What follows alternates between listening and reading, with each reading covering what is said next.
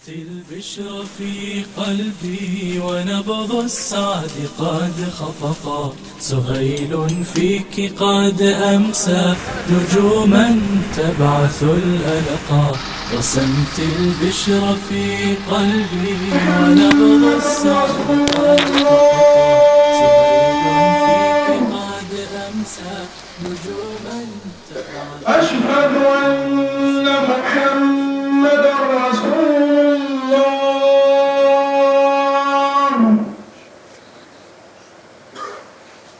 حي على الصلاة.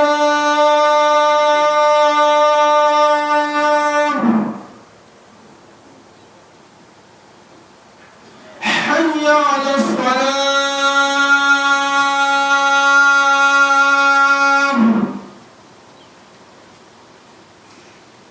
حي على الفلاح.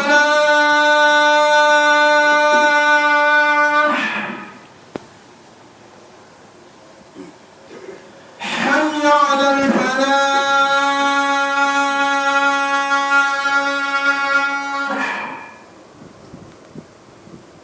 الله أكبر الله أكبر. لا إله إلا الله.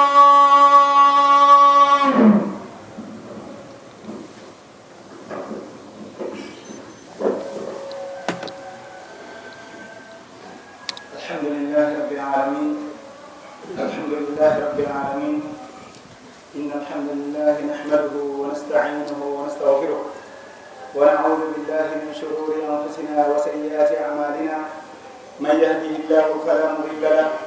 ومن يضلل فلا هادي له، وأشهد أن لا إله إلا الله وحده لا شريك له،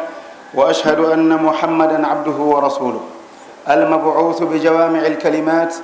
والآيات البينات، وصلى الله وسلم عليه وبارك وعلى آله وأصحابه ومن سار على طريقه واقتفى أثره إلى يوم الدين. وبعد، أيها المسلمون، قال ربنا جل وعلا: ظهر الفساد في البر والبحر بما كسبت أيدي الناس ليذيقهم بعض الذي عملوا لعلهم يرجعون.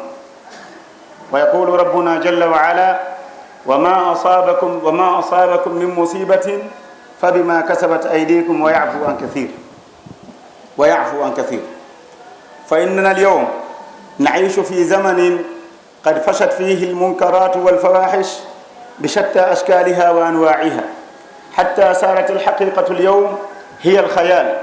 والخيال صارت هي الحقائق التي نتبعها اليوم ونعيشها في كل فج وصوب، ومن كل أيضا بيت ودار. نعم، فساد أخلاقي وفساد اجتماعي وحتى تعليمي وعلمي، وأيضا كل ما ينصب أيضا إلى هذا النوع أيضا من المنكرات التي تتمثل في مجمل الفساد الذي ذكره الله تعالى في قوله تعالى: ظهر الفساد في البر والبحر بما كسبت أيدي الناس. الذنوب أيها المسلمون تنبثق من الفساد الأخلاقي والعلمي والاجتماعي وحتى الاقتصادي. الذنوب إذا دخلت بيتا تفسد الدار وتذل الأهل وتفقد لها القيمة، وتفقد أيضا للأمة القيمة، وتزيل النعمة. كما قال أحد السلف رحمه الله تعالى، هو يقول بأنه ما أذنبت ذنبا يوما إلا وجدتها في خلق زوجتي، أنه لم يذنب يوما إلا وجد أثر ذلك الذنب أو تلك الذنوب والمعاصي في أخلاق أزواجه هو. باو يتدى الله سبحانه وتعالى جولة نيلا محمد صلى الله عليه وسلم إن أدري جنبه الآية القرآن كالله رنون أندين تنين دون، وإني ظهر الفساد في البر والبحر بما كسبت أيدي الناس ليذيقهم بعض الذي عملوا لعلهم يرجعون. بنا جدين دي ساكتك كهم بون كساكت دبون إليدي ko yimbe wonbe kandir leydi men kambe woni bonnabe Allah kanko wona o bonnowo ko munazzahun e bonnugo ko woddintinado e bonnugo. yimbe moƴƴuɓe ɓen kadi ɓe hiɓe falja kono si ɓe bonni ɓe anditay alladina ida faalu fahishatan aw zalamu anfusahum dhakaru llah fastagfaru li dhunubihim wa man yaghfiru dhunuba illa llah wa lam yusirru ala ma faalu wa hum nadimin. bakkatuji ɗin si ɗi sakitike ko yimɓe ɓe woni ko gollata bakkatuji ɗin kon bakkatuji ɗin ɗi sakito ko ɓuri moƴƴude yimɓe ɓen kon goɗɗo ko tawi woni hara o bonnayi bakkatu o bakkonɗinayi ha o gayna o andita wondema o bakkonɗini fiyo fewti o joomi makko o tuuba o laɓɓinta. duumagol e bakkatu heno itta teddungal e goɗɗo, duumagol e bakkatu heno itta nema mo Allah waɗani goɗɗo, suwanema gandal, suwanema jawdi, suwanema teddungal, suwanema laamu, suwanema ngari, suwanema kala ko tawata e nema ko Allah waɗani goɗɗo kon e nema ɓuttu e nder galle. si tawi bakkatuji ɗin ɗi ari goɗɗo o duumi koyɗol bakkatu ɗin bakkatuji ɗum ittanamo ɗin nemaji ɗon fopperet majji. heno tawa e salafuɓe goo hiɓe janti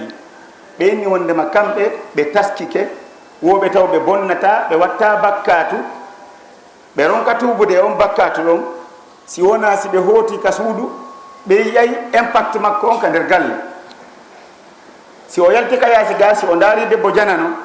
ma o yewtidi ga e yimɓe ɓe hana yewtude mum, ma o wowli ka yaasi ga kongude ɗi hana ka wowlede, ma o respectali règle ji waɗaɗe ɗin ka marché ga mo ari e luumo ko honno o wawi wonirde, o teddina hakkeji yimɓe ɓe wondi ɓen, o teddina hakkeji araɓe sodugol ɓen,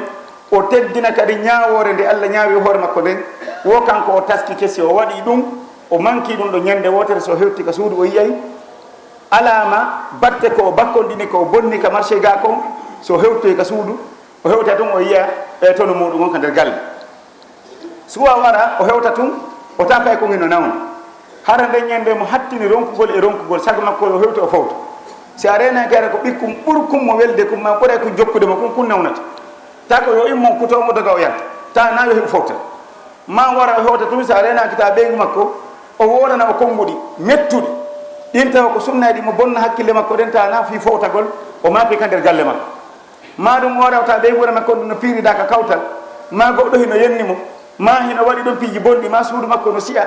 o ara o bonna bakka tun o hota ka suudu o tawa on tanaɗo hino ɓakiti ka nder galle makko. alhasan albasriyu rahimahullahu taala mo wi wo goɗɗo himo hiira kiikiiɗe hara himo waɗi hoore makko ko neɗɗo moƴƴo himo hooli ɓernde makko nde o waalo o inna mi immoto jemma mi juulo o waalo o ronka immade jemma juulugol few hara ko hunɗum waɗi ɗum hara ko bakkatu mo wanno ko neeɓi. karma kojo goo tawaɗo e karam koɓe tedduɓe o wi wondema kanko wohimo haɗano tongugol e ka wohimo nangira mo heɓi probléme tana wo o taski ha o tawi bakkatu on komo bonnuno heɓi duuɓi 50 o taski par ce que tawi woni goɗɗo ko moƴƴo o ƴeeway o wattana hilla e ko woni wadde ko. eɗen andi hino tawa e jikkuji moƴƴo julɗo moƴƴo si o bonni goɗɗum e ñallal ngal ɗo o hoota ka suudu makko o tasko hande ñallal ngal ko ɗum mi bonni ko ɗum waɗumi hande fiwata o waalo haɗa o tuubaade bonnereji makko ɗo bonni ñalal mum ɗum ko aadaji ɓe moƴƴuɓe ɓenno. kono noon ɗum waɗi wo saydi ala ɗuɗude si tawi bakkatuji ɗi o tigi watta ɗi e ñallal ngal ɗi kontotako si o hooti kanko tigi o heɓata feere tan innogol o mi yittoto ɗum par ce que ko bondi ko harayno ɗuuɗi. kono nde tawno ɓeeɗa ko ɓe watta kon haray ko seeɗa ko faljere ɓe woni wadde ko Allah yewten ka ɓuranɗa kon alladina ida faalu fahishatan aw zalamu anfusahum dhakaru llaha fastagfaru li dhunubihim waɗa istigfar ɓe tuuba ɓe insino wa lam yusirru ala ma faalu. hande kadi ɓe nata a ɓay mi waɗi hande lanni accu mi continue janngo kadi haɗa so pama ɗum ɗo wona ɗum hunde. kanmo kojo goo alhasan kadi himo wi wo ko ya ndaaru ibnu khousayma yaafe ibnu khousayma o inni wondema wo naya ndaaru bonnere nde bonduɗa nde sa waɗi faljere wona ndaaru faljere nde faljuɗa nden an wo ndaaru mo faljuɗa yeeso mum mo woppuɗa yamaruye mum sa ndaari onno mo woppuɗa yamaruye mum a mapato. sahaba ɓen haade kamɓe e salaf ɓen kadi jokkunoɓe yo Allah yaafo ɓe kamɓe hay si ɓe bonni bonnere mo ɓurkum fanɗude ɓe mapode e makkum wawa si hara ko fello ɓe yowti kanko yowa ɗum ma ɗum hara ɓe ron ɓe yamira ɓe ƴetto fello ɓe ronda kamɓe ar ko noon ɓe joni noon enen ko ɓuuri hewde meɗen ko goɗɗo si o bonni bonnere mum bonnere mawɗo o ƴette ɗum o jogitore wasi hara ko yer tuggande mesela ɗum ko ñakkite ko ɗum waɗi haray si en tastike ko feƴƴi kon koyen anndu o aya qur'an ko Allah yewten ɗo wa ma asabakum min musibatin fa bima kasabat aydikum anden noon wondema fi wondema en heeɓi lette e soñdiama wurɗen ɗo wonani waɗa ko hakkille meɗen wondema awa bondereji men ɗi fof ɗi ɓirama ɗo laaɓi Allah yewten o ni wa yafu an kathir wona ko bonnuɗen kon o nanguitiri Allah yewten ko qur'an walaw yuakhidhu llahu nnasa bima kasabu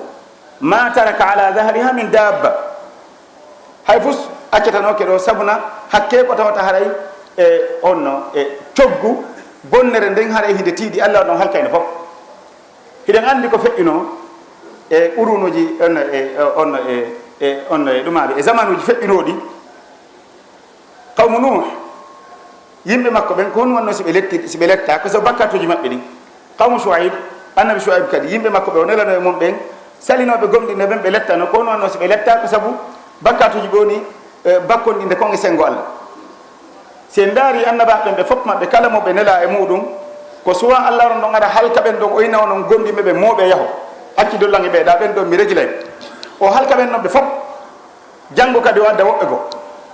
wa in tatawallaw yastabdil qawman gayrakum summa la yakunu amsalakum ko ahdi ƴettuduɗen e Allah wa id akhada allahu min bani adama min zuhurihim dhurriyatahum wa ashhadahum ala anfusihim alastu bi rabbikum qalu bala shahidna an taqulu yawma alqiyamati inna kunna an hada ghafilin hande goɗɗo arta enna min mi anda awa Allah ƴettudune meɗen ahadi wondema koye rewmo kanko tum e hoore ndin ahadi ɗon kanko o hunni ahadi makko ndi ha ka won ɗo emo hunnude ndi génération arali si wona wadde annabaji ko andintina en ndin ahadi ɗo hande goɗɗo wiyata kañum anda aɗo en heɓede aɗen haaldidi e makko wondema rewata sana kanko o addi annabi adam alayhi salam nene men e kañum e nene men Hawwa o waɗi ɓen ɗon exemple maɓɓe on o waddi ɓe ko kamɓe ada addede ka leydi ga kamɓe ada tagede taw ɓe yeddi dow ton Allah tippini ɓe ley ga saabu koɓe yeddi kon kono tawi ɓe bonni ɓe andi ɓe bonni ɓe tuuɓi ko annabaɓe feƴƴi annabaɓe luttuɓen kadi zamanu arali hakke zamanuji goo aray annabaɓe ɗiɗo ma tato ma nayo ma jowo ma sappo wuurida e zamanu goto saabu sattugol yimɓe wona ɓe nelede muɗum ɓe yimɓe wona ɓe nelede ɓen sayi ko sattuɓe émissaire de goto watade régla probléme ko ma ɗiɗo ma tato ma nayo immina walillahi masalul ala enen ka wonɗen ɗo e zamanu men kenen probléme goo hino yana probléme ɓeygude ka woɗɗi ɓe suɓa ɗo eliyatul qawm alahaji kaari ɗa e alahaji kaari e alahaji kaari ɓen ɗo yondirone ɓe nano ɓen ɗon tun ɓe gaynoyta ɓeyden woɓɓe saabu mawnugol ko wona tawoyde toon kon e mawnugol probléme o Allah waran ɗon kanko himo andi en fof himo andi nelaɓe himo andi si ɓe ari ko honno ɓe gueɗete mo andi nelaɓe muɗum ɓe mo andi ko woni ɓe nelirde ko kono ɗum e ɗum mum o nela kenen woɓɓe goo tato nayo jowo jeego sappo nokku gootu o yiyay o nela goɗɗo e nder famille on ɗon jokka ha suwaɓe famille makko on jaɓa ɓen ɗon hatta ɗon ma ɓe salo Allah on ɗon adda goɗɗo kadi ka nder ɓeygure toon kadi ko lonto oɗa si oɗa yeehi e nder ɓeygure nden haɗa ko ɓiɗɗo makko ma neno goto makko ma ɓen goto makko fiyoɓe yetti ɗum ɗo fof ko fino hunniren ahadi nin kanko e mo hunni ahadi ko haldunoɗen ko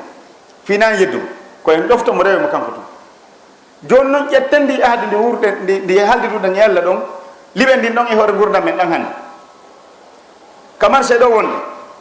si en landike ɗo yoga e yimɓe wonɓe e nder marché ji ɗin ɗo sharia ji gollugol e nder luumo wonugol e nder luumo wona ɗum gilandema bimbi ha kikiɗe hoota ka suudu ma no gasa e nder wuluure ko goto wawete jabade e question goto ma ɗiɗi luttuɓen ɓe naati ko minen ɗo meɗen gasi a ari ga ko pratique a ekkitoto hara noon hiɗen andi yeeygol ngol hino landa no jogui condition ji no jogui principe ji ko maɗin ɗon ɗi respecté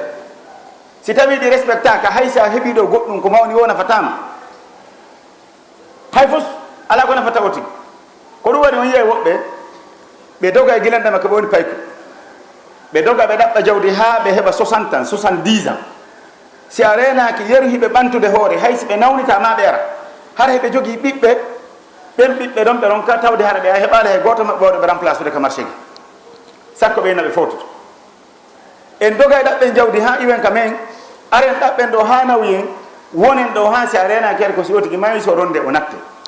par ce que ko barki woni ala e nder gurdam ɗam ɗam ala barki so gurdam ɗam no jogui barki a ɗaɓɓay ha e sa'i fowtoɗa antiki mo bana hoorema bagage inna bo miɗo jogui ɗo ɗum ɗo min o mi botika amin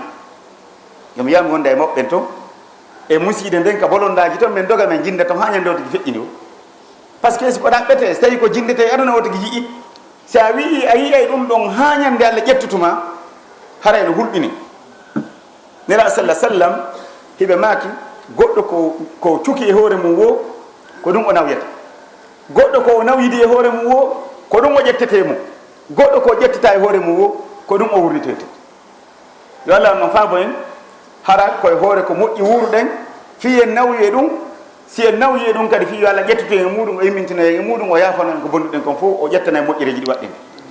Allah kanko ko waw ndaare nden toɓɓere ɗon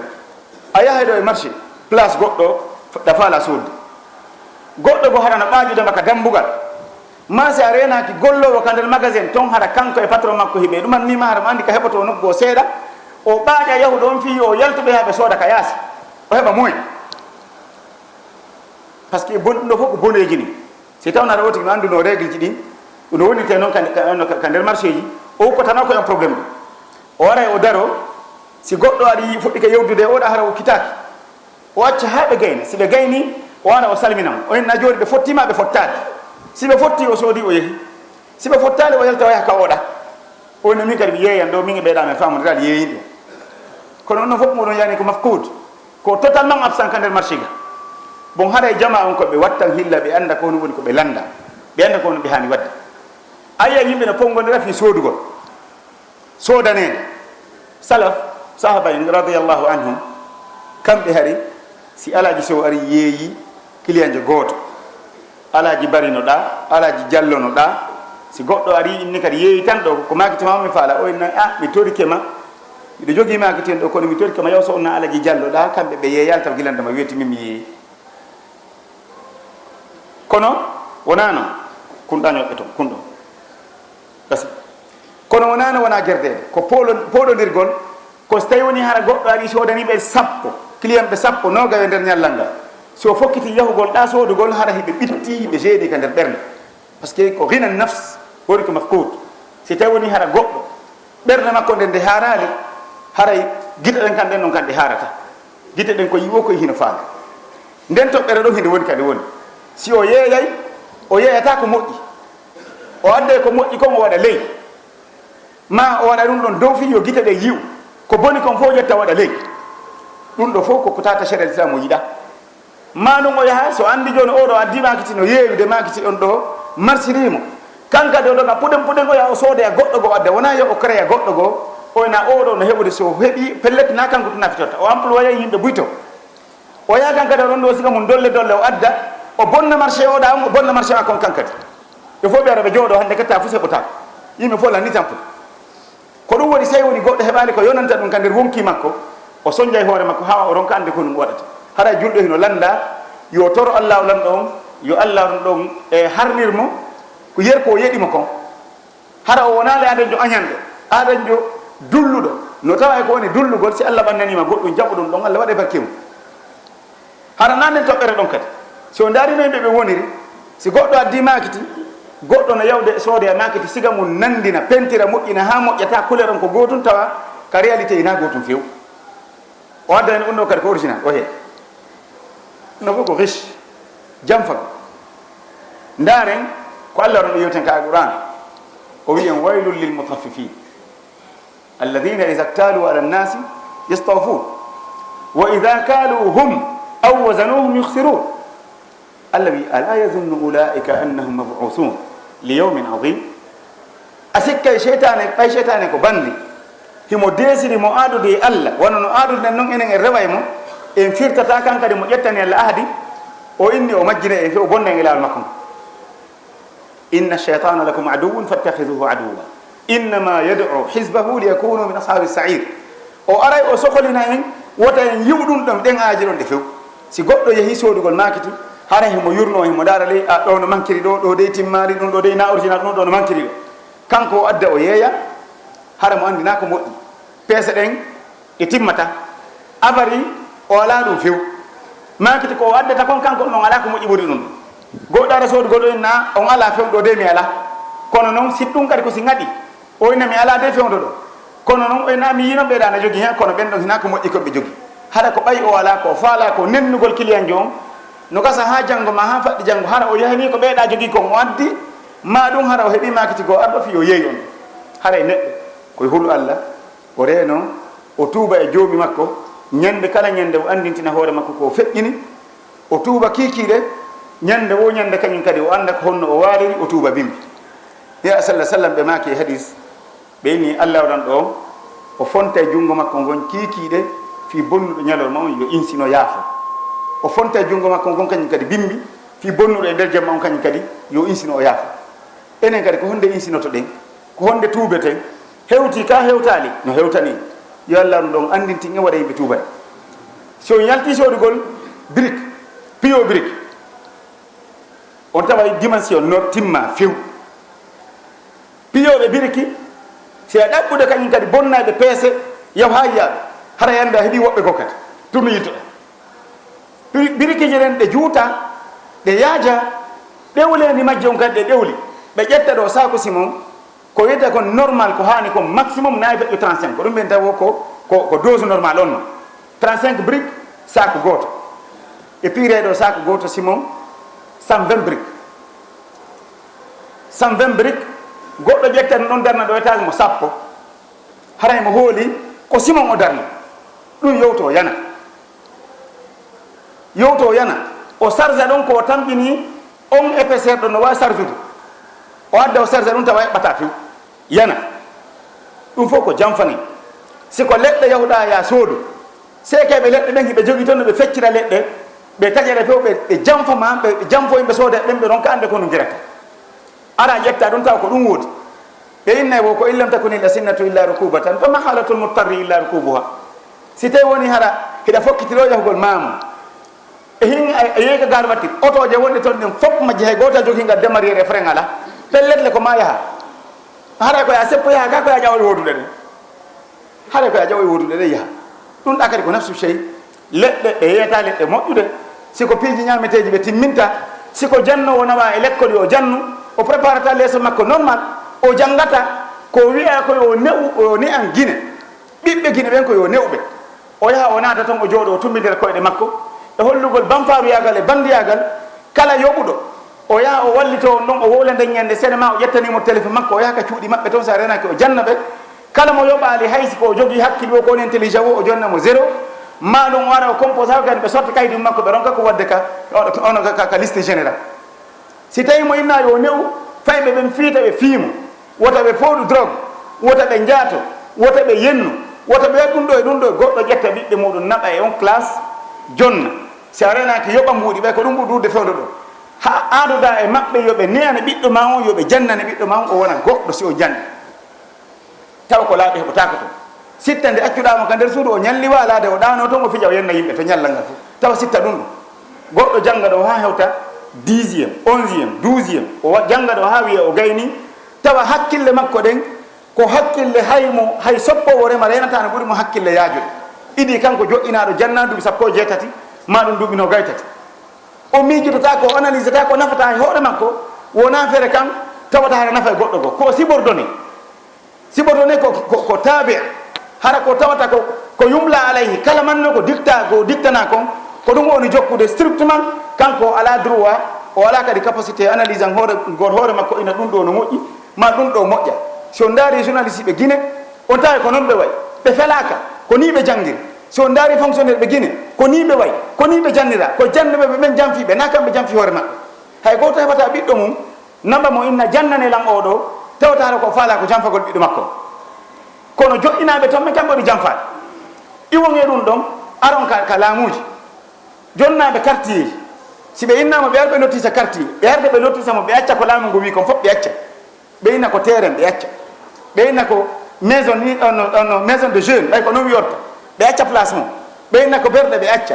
ɓe inna ko place vert espace vert ma acce ɓe acca ɓe inna ɗum ɗo ko fi marché ɓe acca tarawuje ɗen ɓe inna bon tarawuje public ɗen gotal ma ɗiɗi ko maɗen ɗon ɗe accane sey ko fengal ƴettete ɓe accana ngal 40 ɓe acca ɓe yaha conseil ɓen ɓeymo ɓe ara e chef secteur ɓe e satta hundukoɓe e wonɓe ka préfecture e wonɓe ka habitat dolnuɓe ɓurɓe wawde wowlde haala e ɓurɓe tamƴinade en jogii sabuuji ɓe ari ɓe taƴa ɗum ɓe yeyta fof quartier hay e gooto a yiyata ka lotti sa quartier accanat fi terrain ka taruji wona ballon jouete pay kun no hato jinen ka fija fonto fiyo hakkille ɗen hetto sinan ɗe hettotako juulirde ɓe accata ko satti ha goɗɗo okka innami mi okki ɗo ko waɗen juulirde ma ɓeere ɓe lottisa goɗɗo inami soodima kanko haɗa mo joguino toon terrain ji 10 ɓe ƴettanayi o luttina 6 ina bo mi okki ɗa fika juulirde waɗe ko ɓuri kon ɗo ko non wona guerguede par ce que fewno ɓe ne'aka si tawno hara ɓe ne'ano jannoɓe ɓe ne'uno ɓe harayno lagine hinani yo ayno joni noon ɗi tanaji ɗo ɗe fof peut-être majji ɗi dogude hoore men imamujo responsable ji o wiyamo yalta ka suudu makko o yaha ka juuliɗo o juula o wajata ko nafata yimɓe ɓen ko yaro o wowla ko so tawi an ma andi alhajijo gono toon okkorowo mo ma suka gono toon yahowo ka makko kenen gestana mo o wowla ko welata siga ɓen hay so wolta ko welata ɓe aba hara ko finnata ɓe kon kadi o wowlade taw noon ɗum ɗon koko lorata jama on fof sa heeɓi kawtal bongal ko joguiɗa jawdi o ko joguiɗa jawdi ko hettiɗa o ko hettiɗa ko marɗa garde o ko marɗa garde a dattatana makko sa heeɓi kawtal moƴƴal ɓiɓɓe moƴƴuɓe ka quartier ka wonɗa ɗon haray a malama ko ɓittiɗa o ko ɓittiɗa ko joguiɗa soñdia ka nder quartier ma o ka nder galle ma ñande go ɓe hersay har heɓe ɓitti kamɓe kadi sonkgol ka nder quartier tampina jama si a woni aɗen jo haaruɗo an tun e nder quartier ko an tun haari ko an tun woni confortiɗo ka nder galle wallahi lazim haray a ɓuttinta par ce que ñande o ñande ɓe ka dambo galle si a woni an kadi an tun e nder quartier ɓittiɗo soñjiɗo ta jama fof no hetti wallahi lazim haray ɗa jogui koye tagi on hina nafs haray ɓernde ma nden hinde ɓutti kala fewn ɗo landaɗo wiya ko honto hoɗɗa wenne min ko lambaji mi hoɗi ma ko kipe mi hoɗi hay si tawi ko rentré couché mo o jogui kono haray mo o wowlani on taw teddinayi mo saabu ko tawi o woni quartier tedduɓe ka yimɓe hikkiɓe nokku goo ka woni tawta hara mo kala no faala tawde hara ko ton hoɗi kono on wadde ɗum ɗo ko par ce que haray mo kala e quartier ji mum ɗi so daari ko allah wiyete ko ka alquran fi ƴissa meɗe nene ono asiya ko inni rabbi ibni li indaka baytan fi ljanna wa najjini min firauna wa amalihi wa najjini min al en fo ɗen hunji wawi qur'ana ɗo ndaren ko ɗum o yalande ko kawtal moƴƴal ngal o adori ka allah o inni o allah rabbi ibni li indaka baytan fi ljanna wallantam heɓa suudu takkoma to min ka wonɗa toon ko toon mi faala wona e aljanna on fof de mi faala kaka wonɗa toon ko firdaus ko toon natowo aljanna kala natowo aljanna ko ɗon woni ko ɓuri towde heɓata place ɓuri ɗum kono ko ɗon ɓuri ɓadade e arche o ɗaɓɓi place dow toon taw non si o tuuɓi o tori allah yo allah dandumo tana yimɓe ɓe wondi e muɗum ɓe o taɓe fitimmo ka dina makko bon a yiya yo tigui o niyata ɓiɓɓe makko ɓen o yahay o juula ka juulirde kanko o julna jamam ɓoy mo attata ɓiɓɓe makko ɓen fof ɓe toon o ala jiwo tiggotoɗo wona fere kan feƴƴa ɗum o ala kañum kadi ɓiɗɗo makko fay ɗum yahowo juulugol hay juma wona fere kan ta farillaji ɗi hiɗi timmi si a renaki hara concert ji watteɗi e ɗumaji ko watte kon fota ko ɓiɓɓe makko yata organisé ɗum aqulu hada al qawl in kana fihi sawabun fa min allah in khatan fa minni wa shaytan wa astaghfirullah rabbi innahu kana ghaffara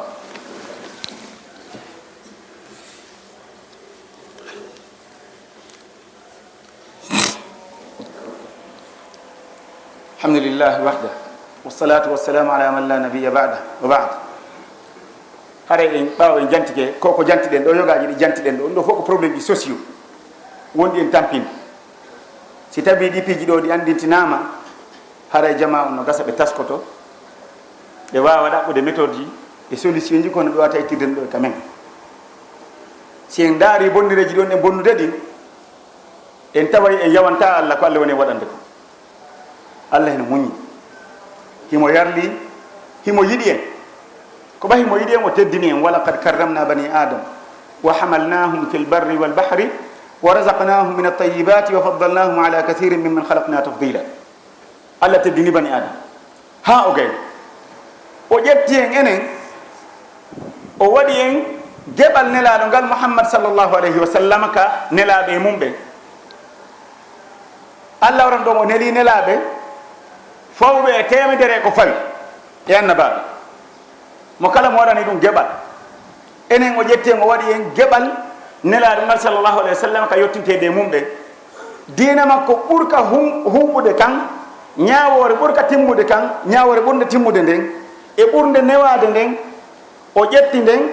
o jonni neɗɗo mo ɓuri teddinde on e nder annabaɓe makko ɓe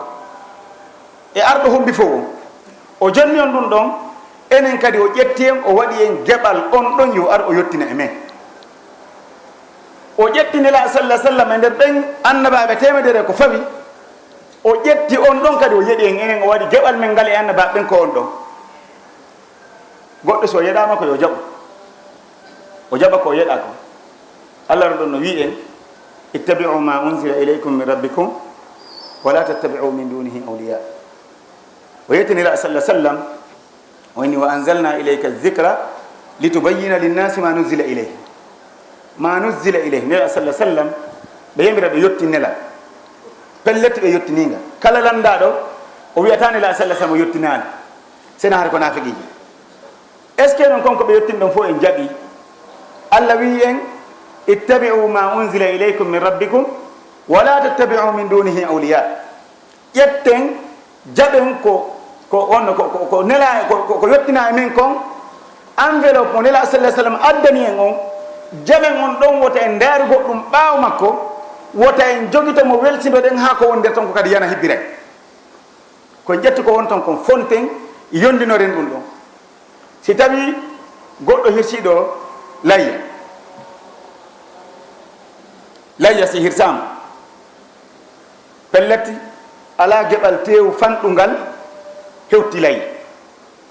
ka quantité ayiye goɗɗo no taƴane kuccum kunkun ƴette kon haɓɓe rappe ha moƴƴo o yoɓane paasi 5 000 10 000 15 000 20 000 yo kun hewtoy ko geɓal kako yatata tawa kunsi kun yahaali si a renaki on hendotonoɗo kun o yejjitanta oya kunsi kun yeehi ɗum wonana ɓe jikki hay so o naɓali ha o maya oya o anditana e muɗum ɗo wona ya ndaaru inna dammal ngol fof min ko kun ɗo mi heeɓi na ɗum darta anditede on ala ko ɓuri ɗum goɗɗo si yeehi e marché ɗo o tawi ɗo o heddano 500 millions no sarsa ɗo jus e nder magasin goɗɗo o ari kanko o factiri ɗon wono 700 000 casier si koyɗon siko yaltinama ari o présenti facture makko si koyɗon ko yaltinama ha koye timmi wona e ndaari ko luttiga magasin ton ko o inna ɗum ɗano min e nder ko woni ga kam fof gonɗo tumi ƴettata ko yeruma on sa jonnama ko ya jaɓu goɗɗo so jonnama ko yo jaɓu wona yo salo so sali ko hara woni ko mode so wiya min mi ƴettata ɓay ɗum ɗa arali hara o perdini hoore makko ko yodi haray goɗɗo en fof meɗen koye wakkilo ɗaɓɓiten nila sallah sallam e dina maɓɓe kan ñande goo ɓe jooɗoɗuno e sahabaɓe ɓen ɓeyni woɓɓe ko tawi sahabaɓe ɓen hiɓe weltori place maɓɓe on e nila sallah sallam woɓɓe maɓɓe hino faami wonde makko ɓe waɗi kon ala waɗowo ɗum kaɓe hewti ɗon ka dina ala hewtowo ɗon few e sengo place ko goonga min haysul ma'ana e min haysul his ko goonga kono min hay onno e sengo alhaali on alhaali tawi nira sallah sallam ɓanginani ɓe o ko alhaali no adde a woɓɓe goo taw heɓe waye mummaji ɓuuri o e sengo honto nira sallah sallam maki are e woɓɓe goo ta goto maɓɓe ne wawi 49 ngalɗini nira sallah sallam ko faamuɓe ko faaminaɓe ko faaminaɓe kadi ɓe faamini ɓe ɓeni onon ko enen wondi wawi gon tippade kon ko yeeso mo won tippade hiɗon sutinde no tippo hiɗon andi siko gonga e siko fenade hiɗon renti komi toroto Allah kon hino jabade guite mo mujisaji ɗin ko guite mon ɗi woni arde hiɗon renti on gomɗini hiɗo pellete ɗon andi ko gonga mi andi soñja ko heeɓi ɗon ɗo kon si on soñjike mi ara mi ñawdam mi wajoto on mi tindina on mi ara mi juuro mi en fof ko enen woni bimbi e kikiɗe ɓeeɗa ɓe aroyay taw ɓe yiyaali lan wona onon dina l'islam ɓe andali honno dina kan sayi hombo ka tippi fewno ka tippotono alhaali mum honno wayi kono tawa hiɓe haɓɓiti hiɓe gaɓɓidi e mum hiɓe soñja tawa jogitiɗo dina l'islam ndeññande ɓende no ara yane wawi wona ƴetto julɓe reytode ka junngo muɗum no jogiti ƴe tawi tawi ko goonga hakkille no jaɓi enen ka wonɗen ɗo allah ron ɗo ngo yewten ka qur'an o inni wa kadhalika ja'alnakum ummatan wasatan litakunu shuhadaa ala nnas ka allah yewten ɗum ɗo o yetti on o waɗi e yimɓe tumboɓe hakkidiɓe en accitata e welsidota ko en feƴƴintinta kadi wona yen feƴƴinti ƴetten rondoɗen fawen hoore meɗen ko Allah farla e hoore men ƴetten sunnaji ɗi wiyen ko farillaji ƴetten farillaji ɗin wiyen ko sunnaji ma ɗum ƴetten mustahabbat ji ɗin innen ɗin ko farilla ƴetta ɗi rondito goɗɗo tawa o faljay siga ɗinta ɗum kadi ko sonko wonata wona noon kadi yen ƴettu kadi yaaɓiten dina kanka leydi dina ka yaaɓita takka leydi ko yen ƴettu tambito ɗen jogito ɗe wonen ko hakkude Allah no yewten ka alquran suratu fatir o holli en wondema jama on ko ɓe woni hakkundeɓe ko yewten ka qouran o wii summa awrasna alkitaba alladina stafayna min ibadina faminhum zalimun li nafsihi wa minhum muqtasidun wa minhum sabiqun bilkhayrati bi idnillah o yewten ka qouran rerɗingol en o wiyen fastabiqul khayrat o holli en ka alquran wondema jiyaɓe makko ɓe o ɓuri suutude e tageefo makko ngon ɓen koɓe tato koɓe noneji tati ko ɓeɗo woni ɓe o ɓuri yiɗude ɓen o suuti ɓen ɗon e nder tageefo makko ngon ɓen ɗon ko yimɓe tedduɓe istifa e fof ɗen anndi kon wiyete kon istafa ko suutugol ɗa jogii buy suɓa toon ndaara toon ko ɓuri moƴƴude ko yaltina ɗum ɗon walillahi mathalul ala wa laysa ka mislihi chey ɓen ɗon o waɗi ɓe fecce tati feccere ara nder nden o waɗi ɓen ɗon azalimu li nafsihi azalimuna li anfusihim hara o waɗay farillaji ɗi o yamira ɗin pet o juulay o hooray o ittay zakka o hajjay si o heɓi feere joni noon est ce ko o hoorata kon kono o yamirira noon juulugol ngol kono wira yo juulir noon hino timmude allahu alam suuma yen o hoore no wira noon ko allahu alam si o honno zakka on so itte kono yamirra yo ittir noon kay ko yo ƴettu o sarta ɗo oto naɓan ka maɓɓe ka miside ka maɓɓe oyna bon alaji wiye alaji kaari no addani ɗo ñameteji ka ko yo ƴettu o yaha o tawa yimɓe o jonna ɓe har o tefa o ƴeewa si ɓe jarnamo si ɓe jarnata ka ko yo ƴettu o naɓa o jonna ɓen miskinɓe wiyaɓe ɗon kala mo wiyaade mo alaji en on jarama o ara o mowla koyɗe makko ɗen ko arta kon o jonnatama mahimo kambana mo winna hikka mi jonnimo o jarnali lan kono ko arta meɗen ɗo ko ɗum kono ɓeytita zakka ɗum ɗo fof koko ƴuytata baraji ɗin sa renaki naɓa ɗi few ɗi piƴi ɗo fof ɗi nderto ɓeeɗo woni martabara noon kono noon kadi hara bonnireji jani ɗin toŋe ñane ɗen o waccata hara o falja e moƴƴo si a renaki Allah no jarribori mo zina yo Allah dandu en ma hemo jarriboɗa fenade ma hemo jarriboɗa yargol beere ma no ukkidirgol yimɓe ko ɗo woni azalimu li nafsihi si o yeehi ñawore makko nden ko façon ji ɗiɗi si Allah hino yiɗi o yurmemo ɓay ko o yurmeteɗo ko o yaaji ɗo yurmede si goɗɗo bonnimo lorrotamo si goɗɗo rewimo nafatama si o yiɗi o muñu koye giggol makko o muñu o naata wotiki aljanna ibtidaan yo Allah naado en aljanna ibtidaan yo muñane kala ko bonnuɗo si o yiɗi kadi o nanga wotiki o lettamo si o lettimo o duumintama ka letta makko ɓay haɗa himo wanno moƴƴereji Allah kanko o toñata inna allaha laysa bi zallamin lil abid o lettay o tigi toon soit o lette ka kaburu makko ha dargal ngal ndero daro si tawi ko bonni ko lanni o naade ka aljanna si tawi ko bonni ko lannali Allah muñanaki mo o yaha ka yiite o lettoye toon kadi ha bonnere makko nde lannama ha ñande Allah yiɗi o Allah noon ittamo toon on tumanatamo ka aljanna oɗo ko oɗo wiyete azalimu li nafsihi oɗo himo tawa yimɓe moƴƴuɓe ɓe Allah noon suuti ɓe seede himo yiɗi mo o luttinalimo ka yiite na ka yiite o lutti façon ɗin mo e yimɓe ɓe Allah suuti ɓen almuqtasid économise ɗo économise ani dewal muɗum ngal tawata ko yer perte kanko ko ɗum haaji makko woni muɗum ɓe na men yomin naato ton ka aljanna no min naatiri go min naatoy tun nderto o ara o juula o hoora o itta zakka ko wiya kon o waɗay ko wiya yo acce kon kadi o acce kono noon naafiilu hay memew o watta piiji inñiniɗi ɗin kadi madama ɗi harma o accataɗe ñamugol e hoore laawol yahugol jinda yaha ka ɓeeɗa wowlugol haalaji keɗen ɗuɗuɗi wongol sartar hara o woolay o jalay o jalina o kirɗina o woola o yiida yimɓe ɗumanno o waccali siga ɗum oɗo woni al muqtasid si o wopiti ko fanɗi o yeehi si a landama ɗo hiɗa faala ɗo honno e yawde ɗo nokkugo kindiya a innama ɗo otoma on ko 6 cylindre ngal jogi